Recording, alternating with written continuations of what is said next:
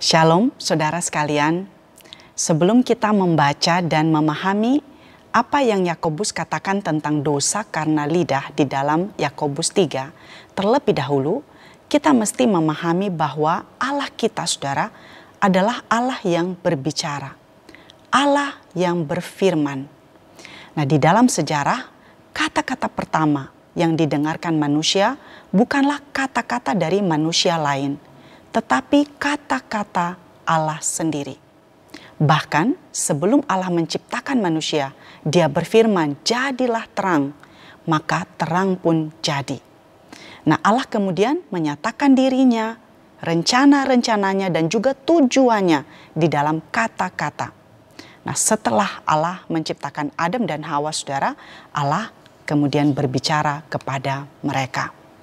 Nah, Adam dan Hawa juga berbicara, saudara.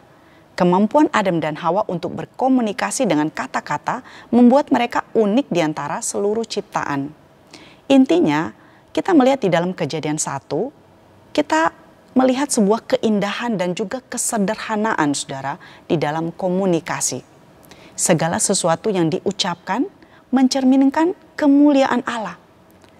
Tidak ada pertengkaran, saudara, tidak ada kebohongan, tidak ada kata-kata kebencian. Tidak ada ketidaksabaran atau bentakan, kutukan atau kecaman. Tidak ada kata-kata egois dan juga kata-kata yang penuh dengan kesombongan.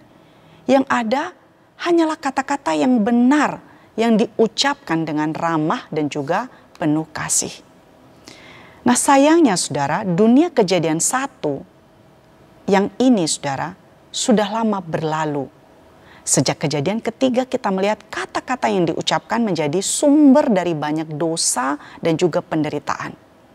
Ketika iblis berbicara untuk pertama kalinya, kata-kata Allah ditantang.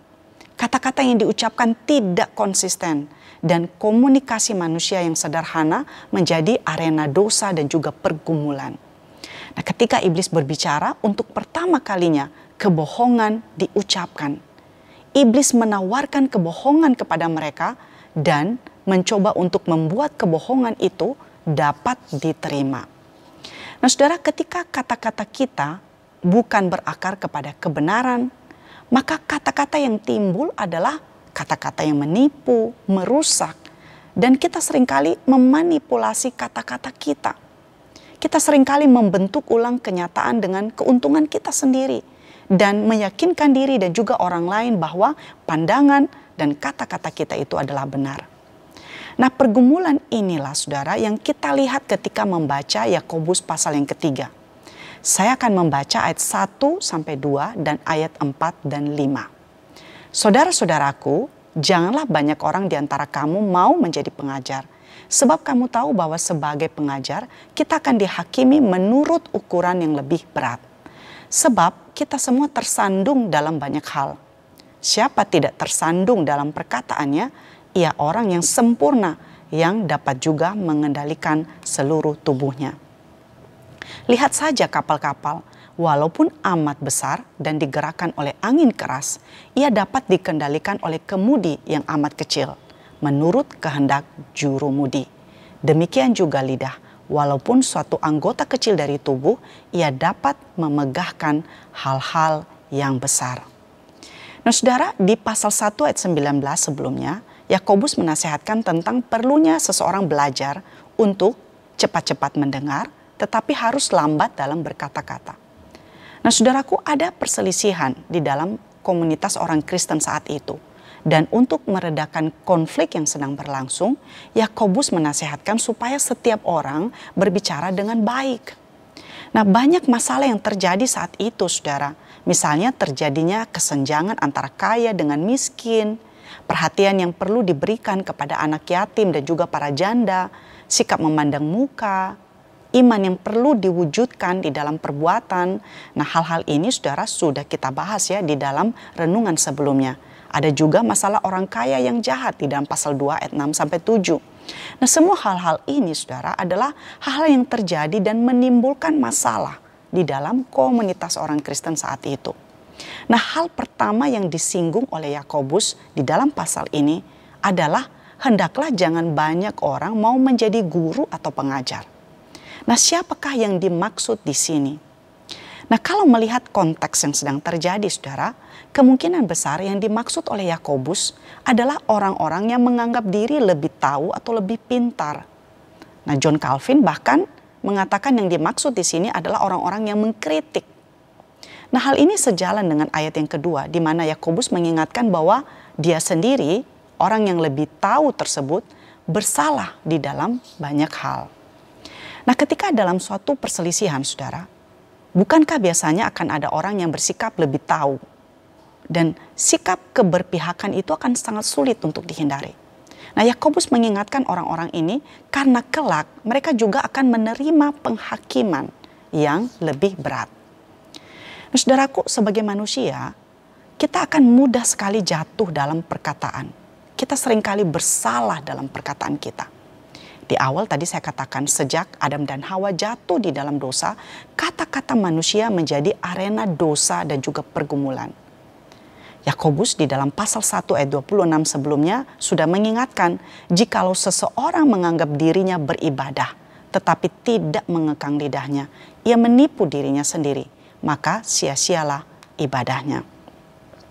Saudara, ada beberapa analogi kalau kita perhatikan ya, yang digunakan oleh Yakobus untuk menggambarkan betapa besar pengaruh dan hal yang bisa dilakukan oleh lidah. Misalnya kuda yang kuat dikendalikan hanya melalui sebuah kekang yang sangat kecil. Kapal-kapal yang besar dikendalikan oleh suatu kemudi yang kecil. Hutan yang sangat besar bisa terbakar hanya melalui sebuah api yang sangat kecil. Nah, bagi Yakobus, saudara, lidah bisa menjadi suatu dunia kejahatan yang bisa menodai seluruh tubuh dan juga bisa menyalakan roda kehidupan. Nah, penggambaran ini menjelaskan kepada kita bahwa kata-kata yang kita ucapkan dengan lidah kita tidak murah, saudara. Harganya sangat mahal dan pengaruhnya sangat besar. Nah, ketika kita mengetahui akan besarnya pengaruh dan hal yang bisa dilakukan oleh lidah kita, saudara, maka Yakobus menasehatkan supaya setiap orang belajar untuk mengekang lidahnya. Nah, selain itu, saudara, kita perlu mengaku dengan rendah hati tentunya bahwa ada masalah dengan kata-kata, pembicaraan dan juga komunikasi kita. Kita perlu mengaku dengan rendah hati bahwa kita seringkali berbicara tidak sesuai dengan standarnya Allah. Kita seringkali mengeluarkan kata-kata yang memancing perpecahan. Kata-kata kita menipu dan juga merusak. Kata-kata kita tidak hati-hati. Kita seringkali lebih menyukai gosip dan juga kata-kata kita melukai orang lain. Kita bahkan seringkali mengeluarkan humor yang mungkin mengejek, mengkhianati kepercayaan orang lain dengan kata-kata kita dan lain sebagainya, saudara. Nah, kita perlu memulai dengan mengaku dan juga menyadari bahwa kata-kata kita seringkali tidak berakar di dalam firman.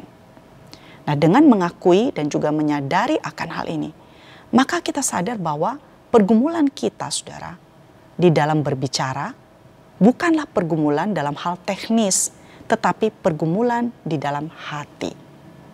Kita perlu menyadari bahwa masalah sesungguhnya adalah di dalam diri kita, yaitu hati kita. Siapa yang memegang kendali atas hati dan juga perkataan kita? Apakah Tuhan dan firman-Nya atau si iblis, pembohong dan penipu besar itu? Nah, ketika merenungkan semuanya ini, saudara, kita jangan putus asa. Kristus telah datang. Dia telah hidup dan mati dan juga bangkit bagi kita. Di dalam Dia kita menemukan bukan hanya pengampunan, tetapi juga pelepasan dari dosa di dalam hati yang menimbulkan dosa pada lidah. Nah, di dalam kelemahan, hati kita bisa tetap dipenuhi oleh sukacita ketika kita merenungkan besarnya karunia yang disediakan Kristus bagi kita. Di dalam Dia, kata-kata kita menemukan harapan. Nah, kiranya Tuhan menolong setiap kita dan kiranya kita menyadari dengan sungguh-sungguh dan serius tentang bahaya lidah ini dan perlunya kita menyadari apa yang menjadi kelemahan dan juga dosa-dosa kita yang bisa ditimbulkan karena lidah kita. Amin.